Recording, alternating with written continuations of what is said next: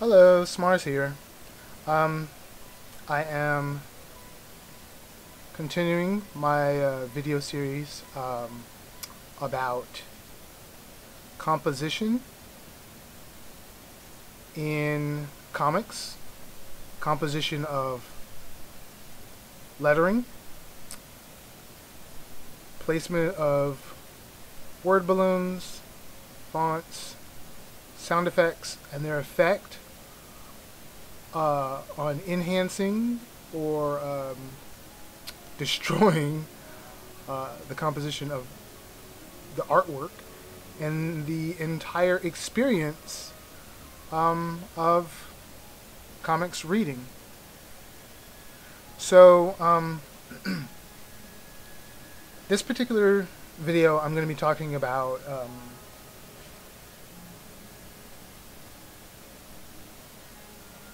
panel congestion and a little bit of overlap. And I'm gonna start off using my own work, but I will be showing examples of other artists' work. And I just wanted to say that I'm not singling these artists out, and I'm not singling out their work or the artist in any malicious way. I'm just using it as examples. They're artists that I watch and I read their particular works, and I noticed out of several pages a few examples of these things that I wanted to touch on, and I just wanted to say that I'm not deliberately or maliciously bullying anyone or picking on their work, or in any way meaning to really perpetrate any sort of defamation of character. So, having said that, let's sort of jump into this whole idea of congestion. And what I mean is, I noticed this actually happens even in professional comics. It happens a lot where you'll end up with, I'll just go ahead and show you an example of some of my older work. Even in professional work, and I didn't want to pull up, by professional I mean like, some work from like the big three, where even letterers in that world, you still get congestion in panels. And what that is and the reason for that one is, what I mean is, I guess I'll just go ahead and show, is sort of this, where you have sort of this weird conflict where the characters have a lot to say,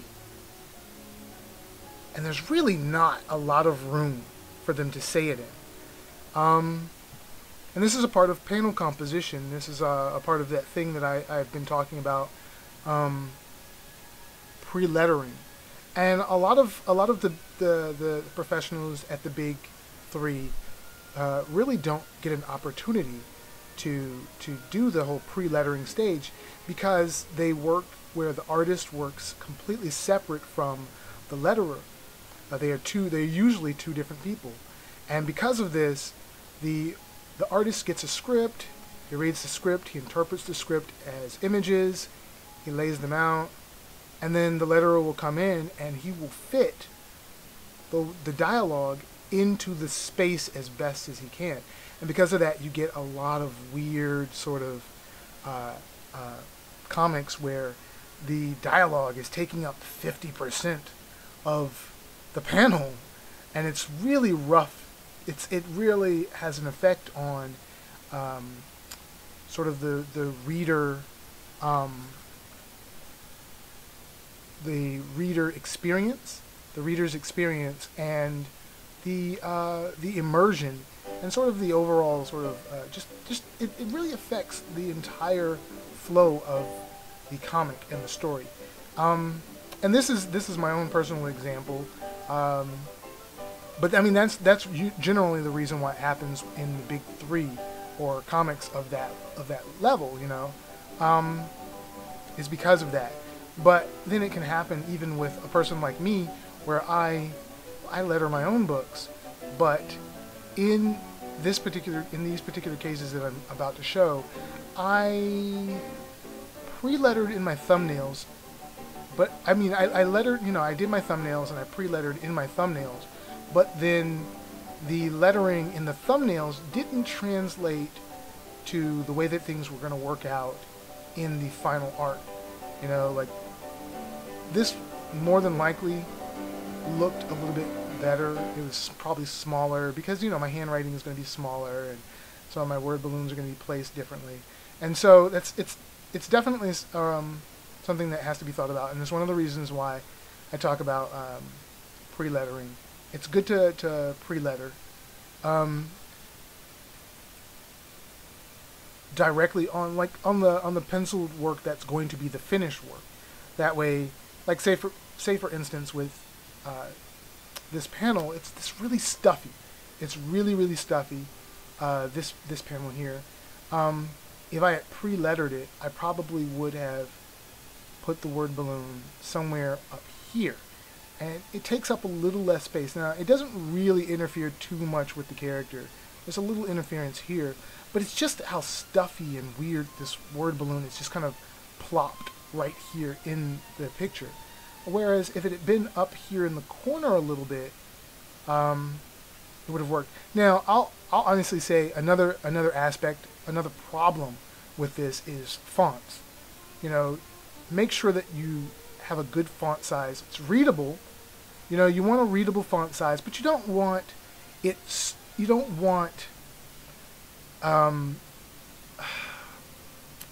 really big fonts. These are really big fonts. I'm not exactly sure what point size this is, but they are really too big for a comic. They could have been maybe a point or two down smaller, and it would have worked fine. But the font size actually dictates how big the balloon is going to be, and that dictates how much space is going to be taken up in this. Now, there's also an example of overlay. This is terrible overlap. This overlap/overlay. This is terrible. Now, granted, this character, the scene flows from here over to here, and then it goes down into here.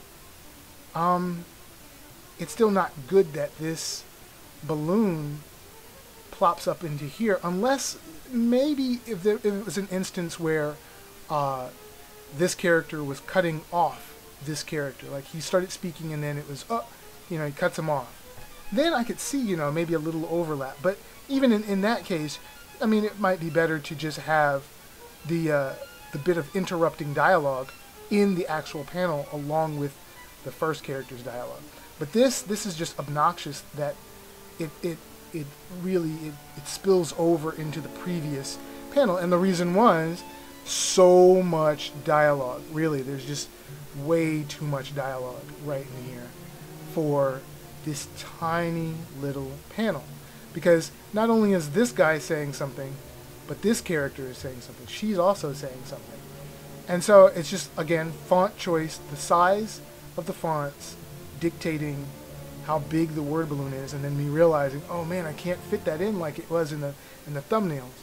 You know, in the thumbnails it was probably, and I say probably because this was done 2005, so I don't remember. I probably don't have the thumbnails anymore, but I don't remember exactly. But it could have been done like this, and even that, you know, it could have been done like this, and the words being in here, a few lines. But even that cuts off. Look at that! It cuts off a whole chunk of the character's head. And this, I'll be honest, this is also the reason why I do my comics the way that I do now, where it's one single panel at a time. I don't do vertical pages with multiple panels on them, because it's very, very hard to fit a lot of dialogue in a page, unless, of course, I mean, if you're sticking to the standard sort of 22-page Western comic format, where I mean, generally there's about 5 to 6 panels on a page, and the only real way around that is by expanding the page count, really extending the page count, beyond 22 pages, going into like 32 and 42 and things like that, where you can really spread the story out. Where I would be able to take half of this dialogue, put it here, and then half into another panel below with the same characters. The second half goes in there. But of course, then you have to deal with, if you're printing it, then you have to deal with print costs, and increased by the increased page count. So that's a lot of stuff that I just talked about. Hopefully that wasn't too convoluted. But this is bad. This overlap is very, very bad. It's just obnoxious, and it really, really it throws off this entire work, because it gets so involved in this artwork, and that's congestion. There's a lot of congestion. It gets really involved in this artwork. There's just a lot. There's not a lot of room to breathe for these pictures. Let's see. This is a page where I thought I had a solution to that. That sort of funny sort of congestion. Again, you see these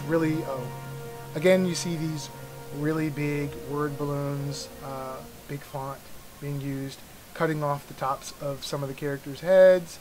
It's okay here in the second panel. It's a little intrusive here in the third panel. But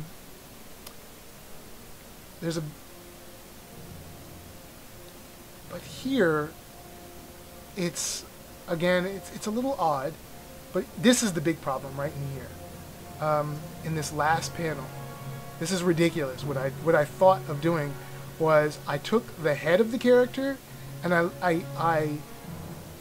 cut and pasted it so that it was laying over his dialogue, his word balloon, and he had a lot to say. And I thought that was really ingenious at the time, and it's really, really ridiculous to see visually.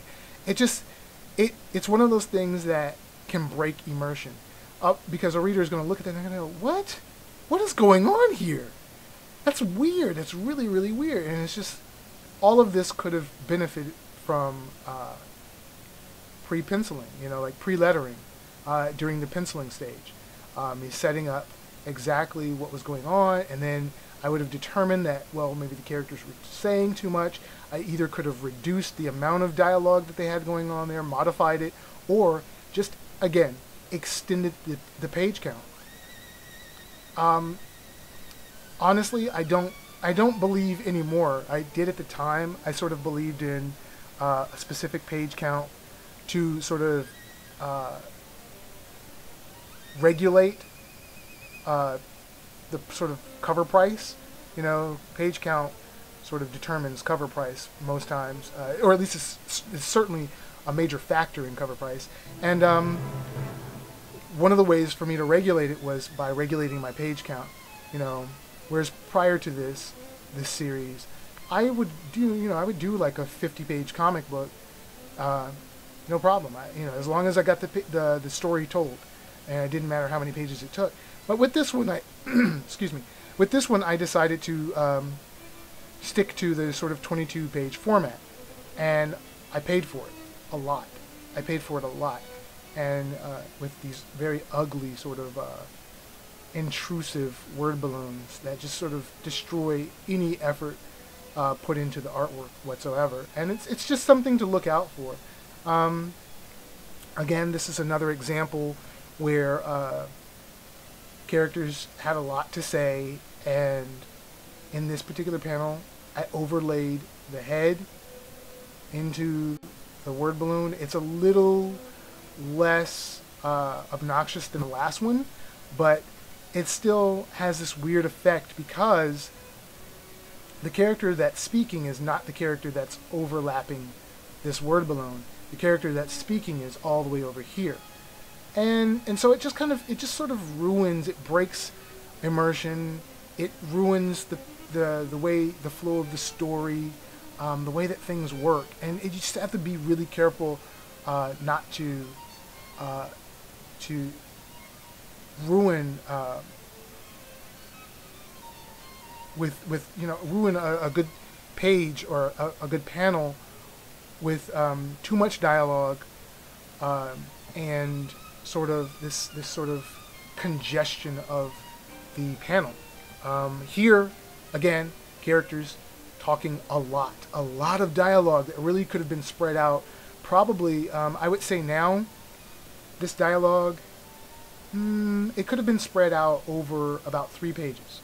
Really, I would have spread all of this out over 3 pages, and instead, there's a lot of, really sort of fixing, sort of pushing these word balloons into spaces that may have not have been set up initially for those word balloons, and that's what you get a lot in a lot of quote unquote professional work. Work from the big 3.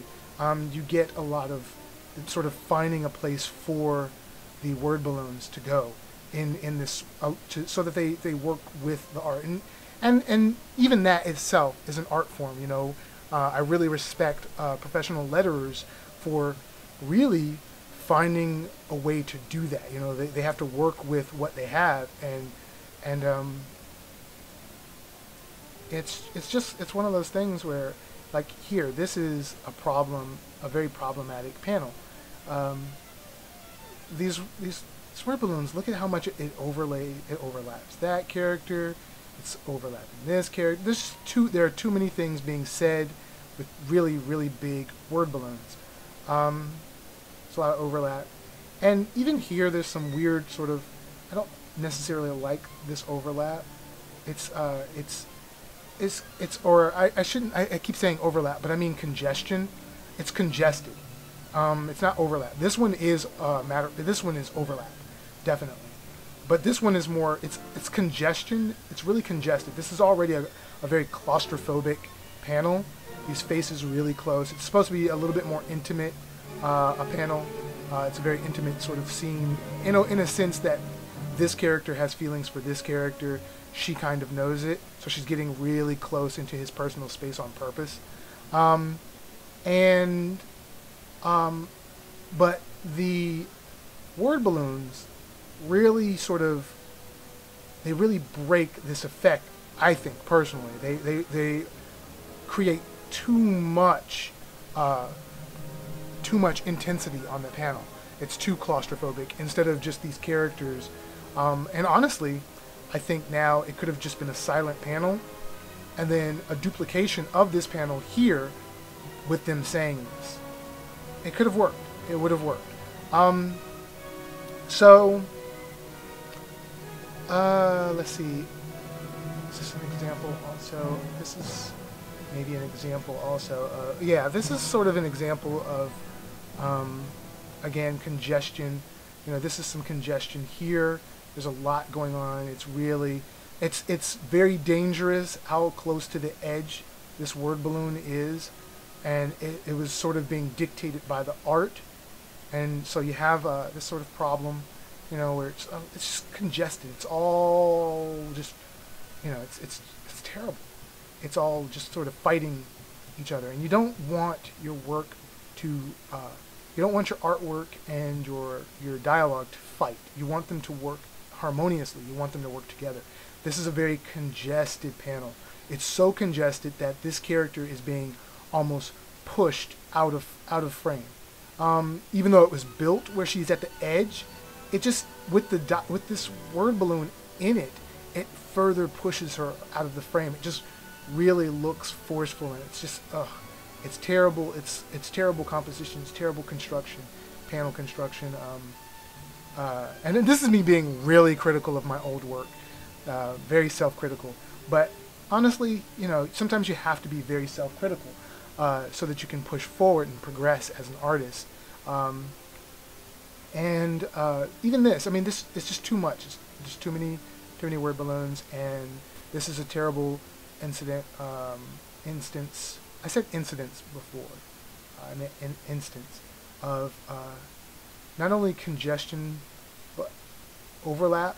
It's spilling over into into a previous picture, which may unintentionally lead the eye down from this panel, even though this panel, because this panel takes on this sort of long, sort of vertical staging, it's very easy for a person to not go from left to right over here into this panel and then down over in here, and instead, because this dialogue balloon, this word balloon, is coming over into it, they may get a visual cue as they're looking over the characters. Oh, look at that, and then they read this, and I'm not, it's possible. I've seen a lot of things happen. I've watched people read comics for the first time, and I've been the person that introduced them to it, and I've seen them make mistakes like that where, someone that's been reading comics for even a year would know to go here, here, and then down to here. But you'd be surprised. You would be surprised, and you want to make it easy for new readers. You have to think of not only veteran readers, but new readers as well. And you want to make it easy for the new readers to sort of understand what's going on. You want to lead them through the comic as easy as possible, so that they can really come away from the story understanding and enjoying it. You don't want them to struggle. You don't want them to get frustrated. And this is a very frustrating sort of thing, not only for me as an artist, of the creator of it, but also as a reader, looking back years later, looking back and reading it. And her head overlapping this word balloon overlapping previous artwork. It's just too much dialogue really sort of taking up this space. It's a lot of congestion. Congestion is not a good thing. So now I'm going to actually talk about work from an artist that I like, from a series called Mokepon. And I'm going to talk about, still talking about congestion. This page is a very beautiful page, very, very beautiful, stylistic, very stylized black and white work with gray tones to really accentuate and make the black and white work pop. But a new reader coming into this, and this is one of those things that you have to think about if you're a webcomics artist, a digital comics artist that publishes their stuff to the web, to the internet, to the internets, whatever. You want to you want to think about, if you're an artist that publishes maybe a single page at a time, you want to stay conscious of the fact that that page that you just published may be someone's introduction to your series for the very first time. And having said that, I looked at this page and I went, well, okay, if this was my introduction, I'd be a little confused. By reading it, I'm aware that there's a conversation going on between a character here and a character here. The problem, and that's only indicated, it's mostly indicated by the dialogue. You see someone calling the character's name, and then this character responding. The problem with this particular panel, and it occurs a few times in this page, is congestion, and that this is a character. You don't know who this character is, and you can't see the character. Now, even though this character is it's just the back of that character's head. Oops. It's just the back of that character's head. Still, even if these word balloons were not taking up this space, you would still know that that's a character, and that is, who's talking to this character over here. And that's the thing, it's a matter of not only the composition of the word balloons, positioning of your the text in your work, but also the composition of the work. This maybe could have been shifted over just enough, and this comes into play with pre-lettering. If if pre-lettering had been a part of this, they would have seen that there was too much going on here, and they could have pushed this over and maybe put this character saying that character's name and then that character responding. And it all would have been, you know, a little bit further over. So there would have been a nice sort of space in between the two characters where their dialogue exchange is initiated, and the eye would have read across the image, the artwork, to the dialogue, the first dialogue, the character saying the character's name, calling them, then down across the second character to their response. And that's not what you have here. You have a lot of congestion, really obscuring the character completely. And it's not a great idea to obscure your characters, even if in the previous page you had an establishing shot where you saw that, you know, okay, this character is talking to this character, you know, like that, like what's happening here. Even if you had an establishing shot like that, you have to think, you have to sort of keep in mind that this may be someone's introduction to your story, this page here, and that they may not know who this is, but having these word balloons on laying over the image of this character totally negates the fact that that's a character. You have absolutely no idea what this is. You don't know that that's a character walking into this. You just think he's looking at something. And that could be somebody yelling off panel.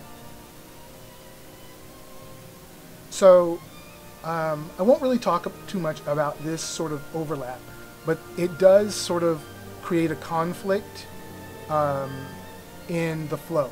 Because what it does is the natural flow, hold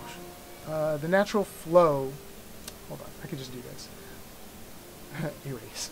The natural flow of this panel, this page, and these couple of panels, they're supposed to go across like this, then you move down and into the next panel, the next dialogue exchange. What happens though is you read, and then you just go straight down to the next. You ignore this brilliantly crafted bit of artwork here. I mean, you may glance at it, but honestly, you may be so into reading, coming off of the previous page, that you just go 1, 2, 3. And that's not what you want to do. What you want to do is you want to sort of compose. That's what I'm talking about, composition. You want to compose it in a way that the reader is looking at the words, the picture, the words, the picture. The words in the picture are working together. You want them to sort of flow across completely. You don't want them to stop and go to the next thing. You don't want them to ever stop. You want them to completely work across the entire panel and really examine everything that's going on in here. And that's unfortunately what's not happening here. It's being pulled right into this next set of panels, and this is kind of a no-no. This is a sort of a no-no. It's stylistically, it looks kind of nice. It's nice, but it diverts your attention. It takes your attention away from this work. It redirects. It's sort of a detour, a textual detour, and this is sort of a bit of some congested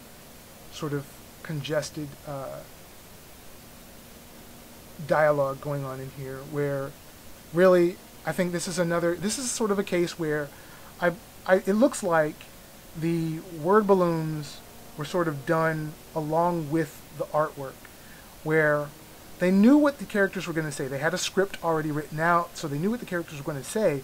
So what they did was they put the word balloons in, laid out already on top of with the artwork, and then they just sort of filled it in afterwards.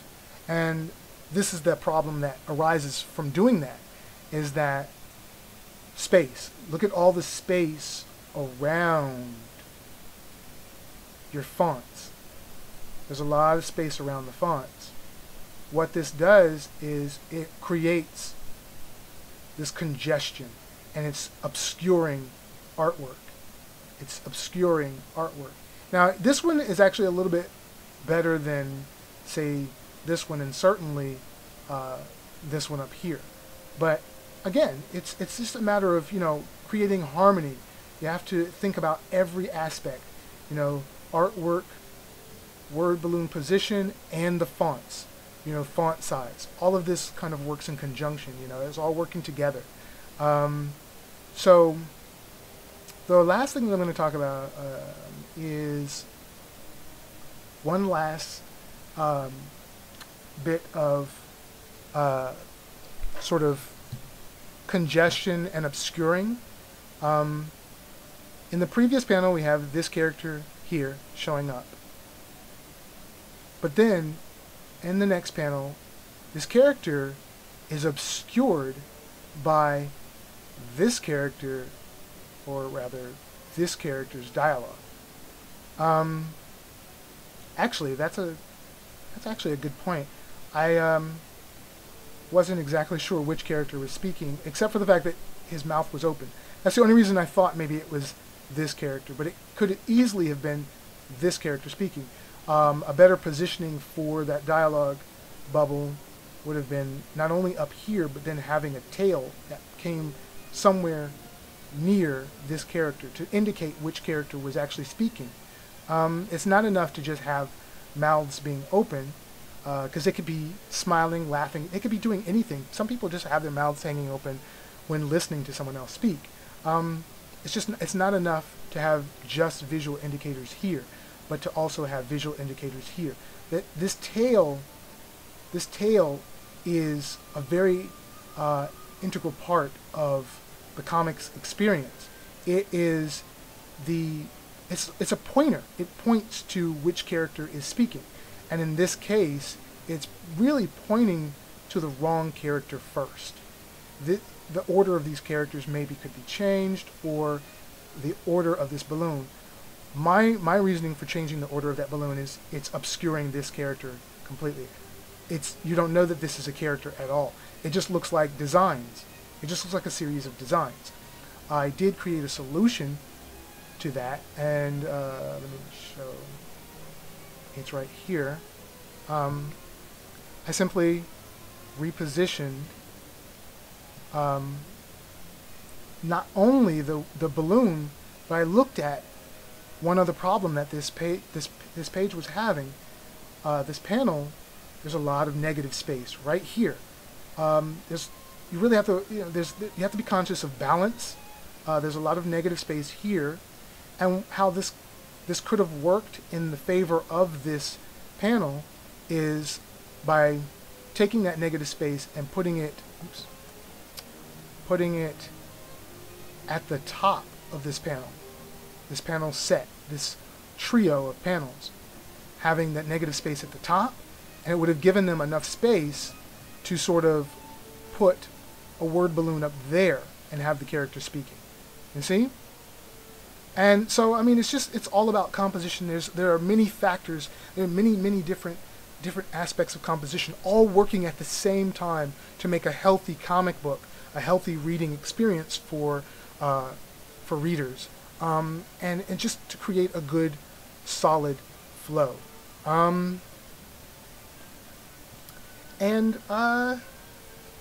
Yeah, so really that's all I have to say about that for now. It's possible. I believe there are a few other things I may talk about here and there about composition as far as lettering in sort of in contrast, in conjunction with the images and how they're laid out. I'm probably going to get a little bit more into actual panel layout, as well as and panel flow. Excuse me, as well as character designing, character layout in comic composition, and hopefully this was helpful. I hope this was helpful. I really do hope it was helpful, and hopefully you'll enjoy it. Let me know if it was helpful. Let me know if it wasn't. Let me know if you're offended because I used this particular comic in my example. Hopefully I didn't offend anyone, but hopefully it was more helpful than anything. I will see you in the next video. Bye.